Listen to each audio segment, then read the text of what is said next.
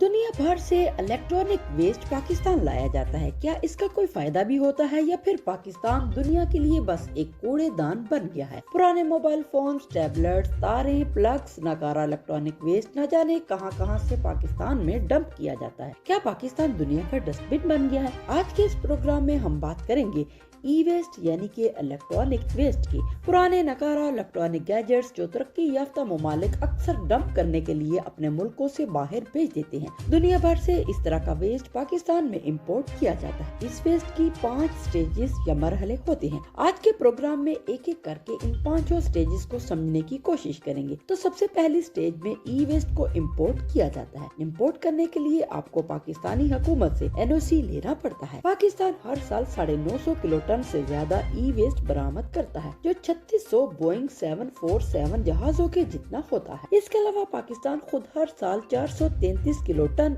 ई waste produce करता है। बाहर से आने वाला ई वेस्ट ज्यादातर यूरोपीय ममालिक, बर्तानिया और अमेरिका से आता है, लेकिन कुछ हमसाया ममालिक का ई वेस्ट भी कराची पोर्ट पहुँचता है। ई वेस्ट के बारे में हुकूमत की पॉलिसी क्या है, ये समझने की कोशिश करते हैं। क्लाइमेट चेंज की मिनिस्टर शीरी रहमान कहती हैं कि पाकिस्तान ने ई वेस्ट इम्पोर्ट करने के लिए अब बिला इम्तियाज NOC देना बंद कर दिया है। अब ये लाजमी है कि वेस्ट जिस सूबे में जा रहा है वहाँ इसको रिसाइकिल करने की सलाहियत मौजूद हो। हुकूमत की पॉलिसी जो भी हो, ये वेस्ट इम्पोर्ट भी हो रहा है और इम्पोर्ट होने के बाद बिक भी रहा है, और यही इस स्टेज का दूसरा सफर है जिसमें इस पर बोली लगती है। एक दफा ये वेस्ट अगर बिक जाए तो इसके बाद तीसरा और सबसे खतरनाक मरहला शुरू होता है। इस वेस्ट को सॉर्टिंग के लिए ये वेस्ट मुख्तलिफ बड़े शहरों में जाता है। मसला दरअसल ये है कि ये वेस्ट काफी मिक्स्ड होता है, यानी इसमें सब कुछ मिला हुआ होता है, इसकी कोई तरतीब नहीं होती। इसके बड़े अंबार से कई बार सोने और तांबे से कीमती मेटल्स भी निकाले जाते हैं। अगर कोई अच्छी चीज मिल जाए तो इसे वैसे ही आगे बेच दिया जाता है, या फिर अगर इसका हाल वैसा ना हो